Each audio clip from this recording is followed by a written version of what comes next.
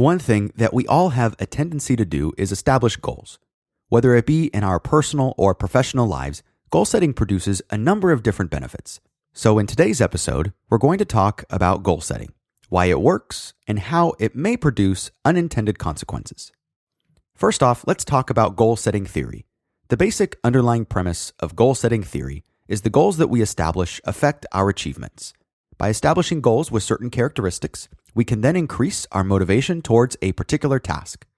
Some of the most notable research has been conducted by Gary Latham and Edwin Locke, who were able to prove that establishing specific and challenging goals where participants receive feedback on their progress achieved higher productivity than their counterparts.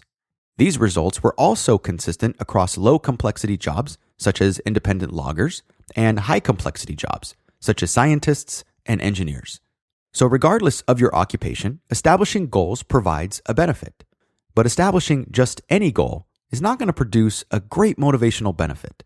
For example, the common goal of simply doing your best was found in some studies to produce similar levels of productivity than simply no goal at all.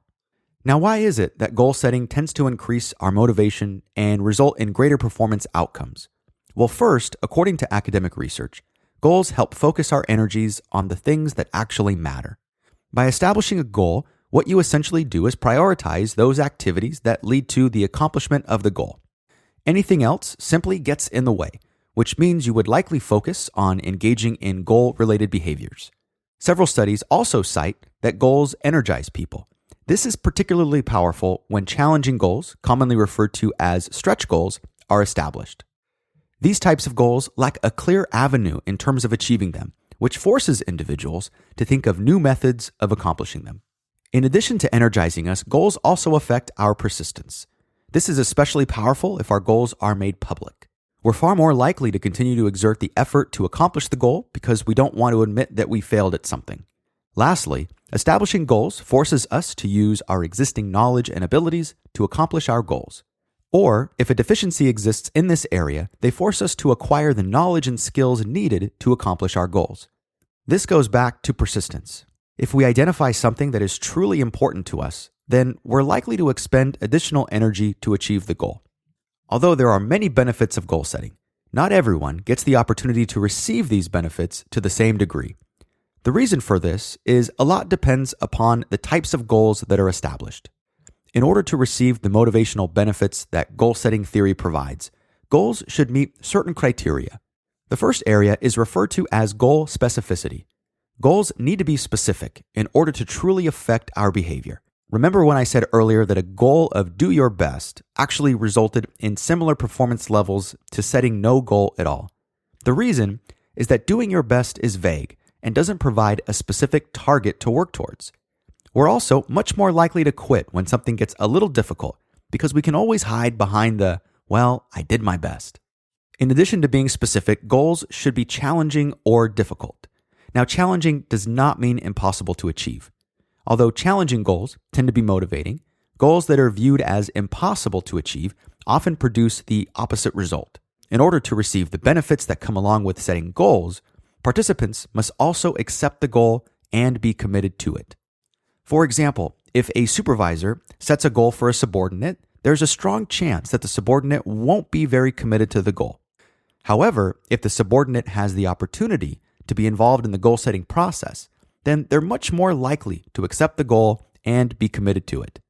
The last criteria under goal-setting theory is the presence of feedback. Individuals need to have some way of gauging their own performance so they can make the necessary adjustments. Failure to receive feedback leaves individuals in an almost neutral state and can make them frustrated, which tends to affect performance. So we've talked about what goal setting is, why goal setting results in greater performance outcomes, and how to utilize goal setting theory effectively. But is there a hidden cost to goal setting? Like anything, goal setting theory does come with its share of risks. A common issue with goal setting is that it incentivizes workers to avoid helping one another. Since goals are often set at the individual level, workers would be affecting their ability to achieve their own goals if they took time to help a coworker. This becomes particularly pervasive when the achievement of goals are linked to desirable rewards.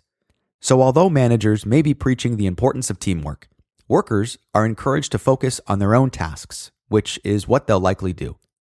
One solution to this problem is to establish a set of both individual and group goals with various incentives tied to each. Assuming that these goals don't conflict with one another, this can be a way to tie individual interests to the interests of the group. Thank you for watching this video on the goal-setting theory. In next week's video, we're going to talk about leadership, and specifically the path goal theory. For questions, please leave them in the comment box below, and I'll do my best to get back to them in a timely fashion.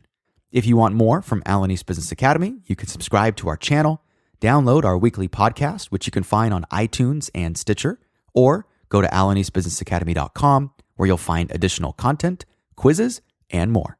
Thanks for watching.